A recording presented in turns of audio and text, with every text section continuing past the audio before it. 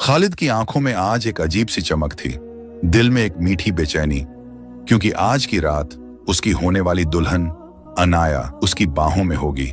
वही अनाया जो गांव के सबसे सुंदर लड़की थी। जब वह उसके बाप के पास उसका हाथ मांगने गया था तो मामला इतना आसान नहीं था। भारी मेहर, बड़े बड़े वादे और लंबी बैठकों के बाद जाकर कहीं रिश्ता पक्का हुआ। शादी ऐसी हुई कि पूरा गांव जैसे दूल्हे की बारात के रंगों से जगमगा उठा। लंबे थकाऊ दिन के बाद जब सब रस्में पूरी हो गईं, खालिद अपने कमरे की तरफ बढ़ा। उसके सीने में धड़कनें तेज हो गईं। उसकी दुल्हन उसका इंतजार कर रही थी। दुल्हन पलंग पर बैठी थी, घूंघट से पूरा चेहरा ढका हुआ। खालिद का दिल धक धक कर रहा था। वह धीरे से पास आया और बेहद नरम आवाज में बोला, आखिरकार मेरी अनाया। उसने कांपते हाथों से घूंघट उठाया और उसका सांस गले में अटक गया। यह चेहरा अनाया का नहीं था।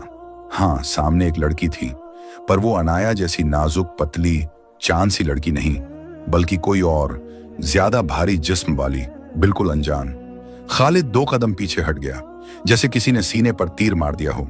गुस्से में उसकी आवाज गूंज उठी, तुम कौन हो? लड़की ने धीरे धीरे सिर उठाया। उसकी आंखों से मोतियों जैसे आंसू गिर रहे थे। कांपती आवाज में वह बोली, मैं नाजिया हूं, अनाया की बड़ी बहन। खालिद का गुस्सा भड़क उठा। अनाया कहां है? मैंने उसका हाथ मांगा था। तुम सबने मेरे साथ धोखा किया है। नाजिया की आवाज टूट रही थी। कृपया मेरी बात सुनिए। धोखा सिर्फ आपको नहीं मिला, मुझे भी मिला है। खालिद गरजा, साफ साफ कहो। नाजिया ने ऐसे बोलना शुरू किया जैसे दिल में ढंसा कोई कांटा निकाल रही हो। अनाया किसी और से मोहब्बत करती है, एक गरीब लड़का जिसके पास इज्जत के अलावा देने को कुछ नहीं था। जब आप दौलत और रुतबे के साथ आए तो हमारे पिता को यह सौदा फायदेमंद लगा। अनाया ने इनकार किया, कहा वो मर जाएगी मगर आपके साथ निकाह नहीं करेगी। लेकिन किसी ने उसकी फरियाद नहीं सुनी। शादी से एक दिन पहले वो भाग गई अपने महबूब के साथ। एक खत छोड़ गई कि वो कभी वापस नहीं आएगी। खालिद को लगा जैसे जमीन उसके पांव से खिसक गई हो। वो सिर्फ धोखे का शिकार नहीं हुआ था, उसने उस निकाह की कीमत चुकाई जिसकी दुल्हन ही गायब थी। और तुम? उसने गुस्से में पूछा, तुमने क्यों हामी भरी? नाजिया के आंसू तेज हो गए। क्योंकि मैं भी कैद थी, उसने टूटती आवाज में कहा। पिता ने कहा, तुम बड़ी हो, मोटी हो, तुम्हें कौन मांगेगा? यह हमारे खानदान का आखिरी मौका है। उन्होंने मुझे मजबूर किया कि मैं अनाया का लिबास पहनूं, उसकी जगह बैठूं और चुप रहूं। नाजिया ने सीधे उसकी आंखों में देखा। आंखों में विनती, डर और मोहब्बत की आखिरी उम्मीद थी। मैं जानती हूं, मैं वो नहीं जिसे आप चाहते थे, लेकिन मेरे पास कोई और रास्ता नहीं था। अगर आपने मुझे वापस भेज दिया तो वो मुझे मार डालेंगे। मेरी इज्जत बचा लीजिए, अल्लाह आपको इसका सिला देगा। मैं आपकी बीवी नहीं, आपकी खादिमा बनकर रह लूंगी। बस मुझे पनाह दे दीजिए। कमरा खामोश हो गया। खालिद पत्थर की तरह खड़ा रहा। फिर उसकी आवाज आई, तेज, सख्त, तुम्हारी बात मैंने सुन ली है। आज रात तुम इस कमरे से बाहर नहीं जाओगी, लेकिन खुश मत होना। समझ लो, मैंने ये तुम्हारी खातिर नहीं किया, ये सब मैंने सिर्फ अपने लिए किया है। खालिद की आवाज ठंडी थी, जैसे बर्फ का टुकड़ा किसी की रूह में उतार दिया गया हो। मैं पूरे गांव को यह तमाशा देखने नहीं दूंगा कि शादी की रात खालिद को कैसे धोखा मिला। मैं किसी की हंसी का मजाक नहीं बनूंगा। वो नाजिया की तरफ देखे बिना बोला, तुमने कहा था नौकरानी बन जाऊंगी, तो बस वही समझो। लेकिन एक बात याद रखना, तुम मेरी बीवी कहलाओगी, पर मैं तुम्हें कभी अपनी बीवी नहीं मानूंगा। सुबह की पहली किरण के साथ दरवाजा खुला। खालिद की मां रबाब नाश्ते की ट्रे लिए कमरे में दाखिल हुई। जैसे ही उसकी नजर नाजिया पर पड़ी, उसके चेहरे पर शिकन तैर उठी। खालिद, ये अनाया नहीं है, ये तो उसकी बड़ी बहन है ना? खालिद ने तुरंत बात संभाल ली, आवाज में फौलाद जैसा सुकून। हाँ मां, आप बिल्कुल ठीक कह रही हैं। ये अनाया नहीं, ये नाजिया है, और ये वही लड़की है जिसे मैंने अपने लिए चुना है। उसने नाजिया के कंधे पर हाथ रखा और बोला, हमने अनाया का रिश्ता मांगा था, मगर मुझे मालूम हुआ कि वो अभी काबिल नहीं। मुझे एक समझदार, सलीकेदार औरत चाहिए थी, और मुझे वो नाजिया में मिली। हमने बुजुर्गों की रजामंदी से यह फैसला किया। खालिद ने धोखे को फैसला बना दिया और खुद को धोखा खाया हुआ नहीं, बल्कि दूरंदेशी इंसान साबित कर दिया। रबाब ने लंबी सांस ली। अच्छा किया मेरे बेटे, अक्ल मर्द का असली गहना है, हुस्न तो हवा की तरह बदलता है। वो चली गई। खालिद भी दरवाजे तक गया, मगर जाने से पहले उसके लहजे में एक खामोश तलवार थी। गलतफहमी में मत रहना, मैंने ये सब तुम्हारी वजह से नहीं किया। मैंने अपना नाम बचाया है उस बदनामी से जो तुम लेकर आई हो। इस घर में रहोगी, मगर एक नौकरानी की तरह, समझौते की बीवी नहीं। कमरा खाली हुआ। वो बाहर निकली। आंगन में रबाब खड़ी थी, चेहरा मुस्कान से खाली, आंखें चाकू जैसी नुकीली। तो तुम हो वो समझदार लड़की, लहजा तंज से लिपटा हुआ। अच्छा सुनो, आज चाचा और मौसी तुम्हें देखने आएंगे। किसी चीज में कमी नहीं होनी चाहिए। रसोई की तरफ इशारा। खाना, सफाई और बैठक की साज सज्जा, सब कुछ तुम्हारी जिम्मेदारी है। नाजिया के होंठ कांपे। ये उसकी शादी की पहली सुबह थी, जिस सुबह दुल्हन दुल्हन होती है। लेकिन वो समझ गई, रबाब ने कहानी नहीं मानी थी, वो बदला ले रही थी। रसोई में कदम रखते ही उसे अपना पुराना घर याद आया, जहां वो कभी काम के लिए हाथ नहीं उठाती थी। लेकिन आज उसके हाथ भी थे और मजबूरी भी। उसने चाकू उठाया, हाथ कांप रहे थे, प्याज की परतें गिर रही थीं, आंसू साथ बहते जा रहे थे। रबाब की आवाज तीर की तरह चली। इस तरह चाकू पकड़ती हैं दुल्हनें, या फिर ये भी कोई नाटक है ताकि काम से बच सको? नाजिया घबरा गई, फिर आटा गूंथने लगी। पानी ज्यादा डाल दिया, आटा चिपचिपा हो गया, और जब आटा मिलाया तो पत्थर जैसा सख्त। रबाब हंस पड़ी। लाहौल विला कुव्वत, यही है समझदार औरत, जिसे रोटी बनाना भी नहीं आता। वो करीब झुकी, आवाज धीमी मगर जहरीली। तुम्हारे बाप ने तुम्हें कुछ सिखाया नहीं, सिवाय इसके कि अच्छी अदाकारी से दूल्हा फंसाया जाए। नाजिया ने सिर्फ सुना, चुप रहकर, टूटकर, क्योंकि उसके पास बोलने का हक नहीं, बस सहन करने का कर्ज था। रबाब ने उसे झिड़कते हुए पीछे धकेला। हटो रास्ते से, मैं खुद कर लूंगी। तुम जाओ और बैठक साफ कर दो। उस काम में तो दिमाग की जरूरत भी नहीं पड़ती। नाजिया कांपती हुई रसोई से निकल गई। दोपहर ढलते ढलते मेहमान आने शुरू हो गए। नाजिया धीरे धीरे कॉफी की ट्रे उठाकर कमरे में दाखिल हुई। उसके कदम कांप रहे थे, सबकी निगाहें उसी पर टिकी थीं। फुसफुसाहटें हवा में तीरों की तरह चलने लगी। ये वही है, सुना था खालिद तो उसकी खूबसूरती पर मरता है, ये तो उसकी मोटी बहन है। और फिर जहरा, खालिद की मौसी, जिसकी जबान छुरी से भी तेज थी, ने सबके सामने ताना मारा। अच्छा दुल्हन जी आ गई। खालिद, बेटा, हमने तो सुना था तुमने नाजुक सी लड़की पसंद की है, ये क्या पूरा पेड़ घर ले आए? कमरे में दबकर हंसी छूट गई।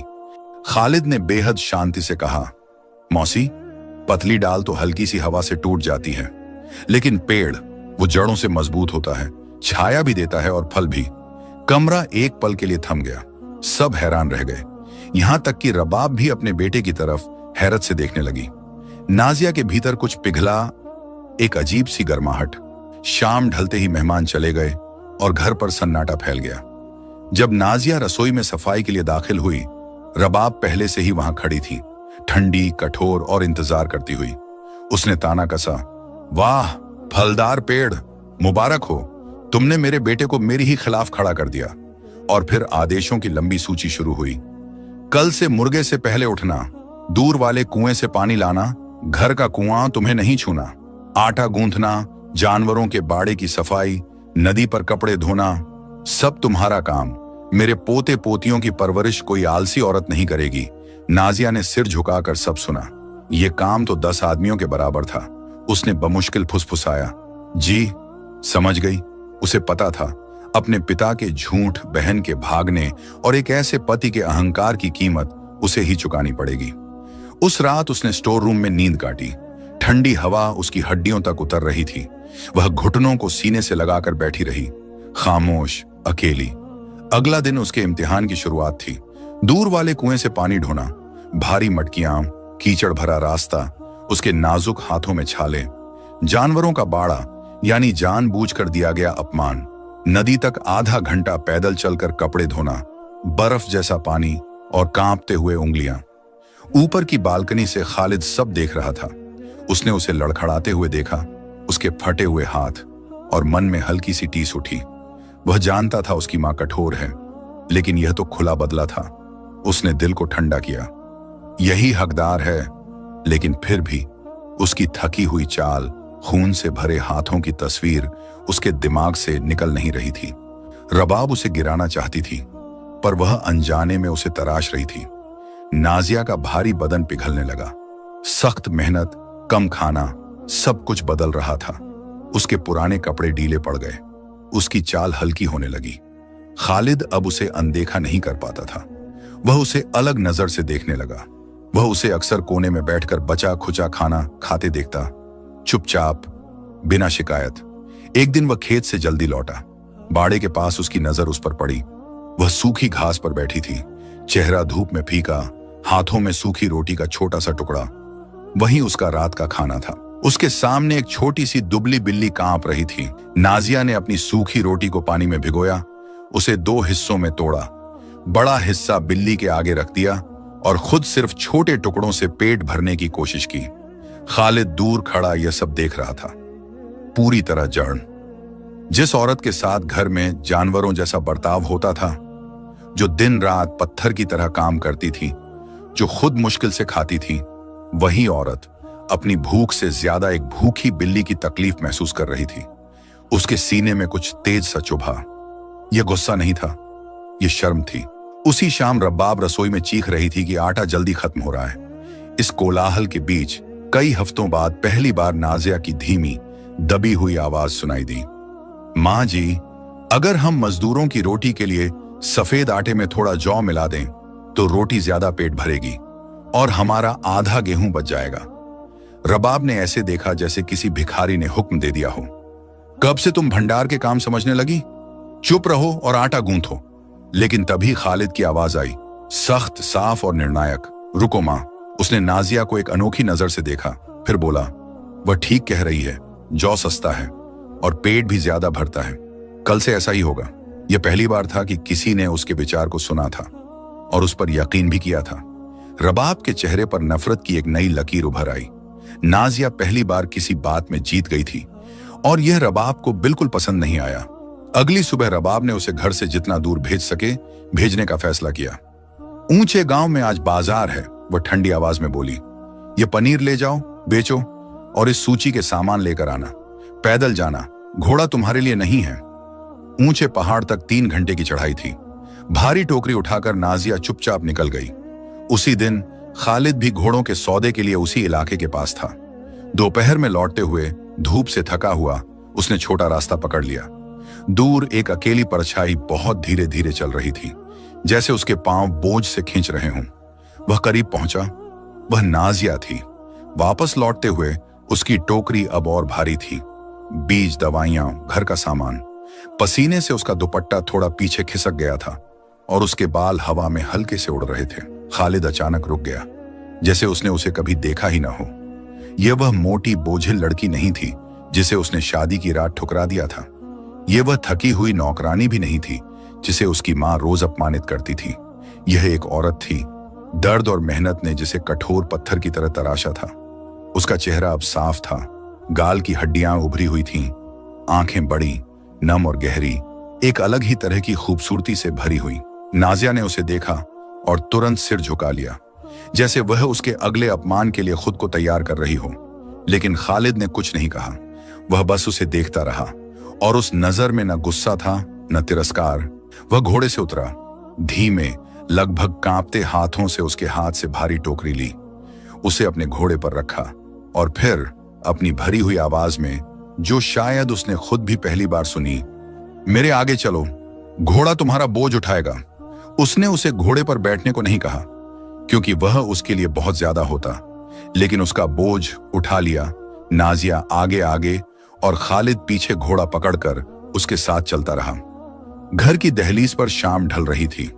आंगन में रबाब खड़ी इंतजार कर रही थी और जैसे ही उसने यह दृश्य देखा, उसका चेहरा तमतमा उठा। खालिद पैदल आ रहा था। घोड़े पर नाजिया की भारी टोकरी थी और नाजिया पहली बार खाली हाथ घर में दाखिल हो रही थी। रबाब ऐसे उछली जैसे किसी ने उस पर गर्म पानी फेंक दिया हो। आओ राजकुमारी, वह जहरीली हंसी हंसी। रास्ता थका तो नहीं? यात्रा आरामदायक रही? नाजिया ने सिर झुका लिया। रबाब ने वार जारी रखा। लगता है अब तुम्हारे लिए सामान उठाना मुश्किल हो गया, कल शायद हमें तुम्हें अपनी पीठ पर लाना पड़े। तभी खालिद ने शांत लेकिन भारी आवाज में कहा, सामान मेरा था और घोड़ा भी मेरा है। मैंने अपना सामान अपने घोड़े पर रखा, इसमें मसला क्या है? रबाब ने कुछ कहने के लिए मुंह खोला ही था कि खालिद ने पहली बार हल्की सी कड़ाई से कहा, वह 6 घंटे धूप में चली है, मेरी जमीन के लिए बीज और मेरे घर के लिए खाना लाने के लिए। कम से कम उसका बोझ घोड़ा उठा ले, वह नहीं। रबाब पत्थर बनकर रह गई, लेकिन उससे भी ज्यादा नाजिया हैरान थी। यह पहला मौका था जब खालिद ने उसे किसी तरह की इज्जत दी थी, और यह झूठ नहीं, वह सच में उसके मेहनत का बचाव कर रहा था। खालिद ने उसकी तरफ देखा, सामान रसोई में रख दो। फिर वह अपनी मां की तरफ मुड़ा, उसने आज बहुत काम किया है, उसे आराम करने दो। ये शब्द रबाब के लिए थप्पड़ से भी ज्यादा दर्दनाक थे। अगली सुबह रबाब का गुस्सा अब एक मीठी जहरीली चाल में बदल चुका था। वह अजीब तरह से शांत थी। आज तुम दूर वाले कुएं पर मत जाना, उसने मुलायम आवाज में कहा। न लकड़ी लाने की जरूरत है। नाजिया हैरान थी। शुक्रिया माँ जी, रबाब ने नकली कांपती आवाज में कहा। अरे नहीं, खालिद ने मुझ पर हुक्म चलाया है कि तुम आराम करो। मैं अपने बेटे को नाराज नहीं कर सकती। तुम अब मेम साहब हो, आराम करो, मैं तुम दोनों की सेवा करूंगी। उसकी मुस्कान चमकती थी, लेकिन आंखों में आग थी। कुछ दिन बाद खालिद ने रात के खाने की बड़ी जिम्मेदारी नाजिया को दी। उसने एक बड़ा फायदेमंद सौदा किया था और व्यापारियों को खाने पर बुलाया था। नाजिया का दिल धड़क उठा। वह स्टोर रूम भागी और जम गई। भंडार लगभग खाली था। रबाब ने जानबूझकर सब कुछ खत्म कर दिया था। न मांस, न अच्छा चावल, न बढ़िया मसाले, सिर्फ जौ, मसूर, कुछ मुरझाई सब्जियां और पनीर का एक सख्त टुकड़ा। यह व्यापारियों का खाना नहीं था, यह तो किसी गरीब का दूखबरा दोपहर का भोजन था। नाजिया की आंखों से आंसू निकल पड़े, लेकिन फिर उसकी नजर जौ के बोरे पर पड़ी और उसके दिमाग में एक चिंगारी जली। मुझे कुछ बेहतरीन बनाना होगा, चाहे जो हो। वह फौरन काम में जुट गई। उसका जादू शुरू हुआ। एक मसाले, बगीचे से पुदीना, रोजमेरी और जंगली अजवाइन के ताजा पत्ते तोड़े। 2 सूप, मसूर को धोकर एक मुरझाई प्याज के साथ चूल्हे पर रखा। धीमी आंच पर महक फैलने लगी। 3 रोटी, बचा हुआ थोड़ा सफेद आटा, उसमें सख्त पनीर कद्दूकस करके मिलाया। जंगली अजवाइन डाली। एक खुशबूदार शाही ब्रेड तैयार करने लगी। 4 मुख्य व्यंजन, जौ को सब्जियों के साथ धीमे धीमे पकाया। जड़ी बूटियां और थोड़ा तेल मिलाया, और यह जौ अब जौ नहीं रहा। यह एक मलाईदार सुगंध से भरी रिसोटो जैसी शानदार डिश बन गया। खालिद अपने मेहमानों को लेकर आंगन में दाखिल हुआ। रबाब वहां चारपाई पर बैठी थी। उसने ठंडे लहजे में पूछा, वह कहां है? रबाब ने बनावटी सुकून से कहा, रसोई में है, इंतजाम कर रही है। व्यापारी आकर बैठ गए। कमरा भारी खामोशी से भरा हुआ था। और फिर नाजिया अंदर आई। उसने पहली ट्रे रखी, मसूर का सूप जिससे धुआं उठ रहा था और खुशबू हवा में फैल रही थी। नाजिया ने धीमी सधी हुई आवाज में कहा, यह गर्माहट का सूप है, थकान दूर कर देगा। फिर उसने एक और ट्रे रखी, बिल्कुल ताजा हल्की कुरकुरी ब्रेड जिसमें कद्दूकस किया हुआ पनीर और जंगली अजवाइन मिली थी। आखिर में उसने मुख्य डिश रखी, जौ का एक मलाईदार सुगंध से भरा कटोरा, ऊपर ताजे पुदीने के पत्ते रखे हुए। कमरा सन्नाटे में था। व्यापारी, जिन्हें भारी भरकम भुने हुए मांस की आदत थी, इस साधारण से भोजन को देखकर हैरान थे। खालिद के माथे पर ठंडा पसीना उतर आया। वह बुरी तरह घबरा रहा था। बूढ़े व्यापारी ने चम्मच उठाया, सूप को धीरे से हिलाया, सूंघा और मुंह में रखा। 1 पल, 2 पल, फिर उसने आंखें बंद कर ली और फिर भारी आवाज में बोला, या अल्लाह। उसने दूसरा चम्मच लिया, फिर तीसरा। यह मसूर नहीं, यह पिघला हुआ सोना है। यह रेशम जैसा मुलायम है और इसका स्वाद मुझे अपने बचपन के घर की याद दिलाता है। बाकी व्यापारियों ने राहत की सांस ली और उत्साह से खाने लगे। फिर ब्रेड की बारी आई। वह इतनी हल्की और खुशबूदार थी कि बूढ़ा व्यापारी खड़ा हो गया, और वह किसी के लिए खड़ा नहीं होता था। उसने नाजिया की तरफ देखा। ओह मेम साहब। नाजिया घबराकर सिर उठा पाई। मुझे नहीं पता तुम्हारे पति तुम्हें कहां से लाए, लेकिन वह दुनिया का सबसे खुशकिस्मत आदमी है। फिर उसने खालिद की तरफ मुड़कर कहा, बेटे, तेरी असली दौलत वह गेहूं नहीं, जो तूने आज हमें बेचा है। तेरी दौलत यह औरत है जो मिट्टी को सोना बना सकती है और जौ को महफिल का शहंशाह बना सकती है। यही तुझे जमीन का सबसे अमीर आदमी बनाएगी। मेहमान हंसी और दुआओं के साथ चले गए। खालिद बीच कमरे में खड़ा रहा, खाली प्लेटों को घूरते हुए। रबाब दरवाजे पर मूर्ति की तरह जम गई थी, उसके चेहरे पर हार की साफ छाप थी। खालिद चुपचाप बाहर निकला, अपनी मां को नजरअंदाज करते हुए। नाजिया उसके पीछे पीछे पहुंची। वह मुड़ा, उसकी आंखों में एक अलग ही नरमी थी। कैसे? उसकी आवाज धीमी और हैरानी से भरी थी। रसोई तो खाली थी, फिर तुमने इतना बेहतरीन खाना कैसे बना लिया? नाजिया ने बहती हुई हवा जैसी शांत आवाज में कहा, जो कुछ भी बचा हुआ था उसी से बना दिया। आपका घर भूखा ना रहे, बस यही चाहा। खालिद उसे देर तक देखता रहा। यह वही औरत थी जिसे उसने मोटी कहकर नजरअंदाज किया था, जिसे नौकरानी जैसा जीवन दिया गया था। लेकिन अब वह मेहनत से तराशी हुई, पतली, मजबूत, खूबसूरत औरत थी, बाहर भी और भीतर भी। खालिद ने धीमे से अपने कमरे की तरफ इशारा किया। मैंने गलती की, उसकी आवाज टूट रही थी। गलती की जब मैंने सोचा कि कीमत रूप में है। गलती की जब मैं चुपचाप अन्याय देखता रहा। यह घर तुम्हारा है, न गेस्ट रूम न स्टोर रूम। उसने गहरी सांस ली और फिर कहा, वह बात जिसकी उम्मीद नाजिया ने कभी की भी नहीं थी। क्या तुम इस घर की मेम साहब और मेरे दिल की मेम साहब बनना स्वीकार करोगी? नाजिया ने आंखें बंद कर लीं। उसके पतले खूबसूरत चेहरे पर एक थकी हुई बट जीत से भरी मुस्कान फैल गई। यही उसकी जीत थी, कभी कभी जिसे हम अपनी जिंदगी का सबसे बड़ा जुल्म समझते हैं। वही हमारा असली रूप, हमारी असली ताकत और हमारी असली जगह उजागर करने का रास्ता बन जाता है।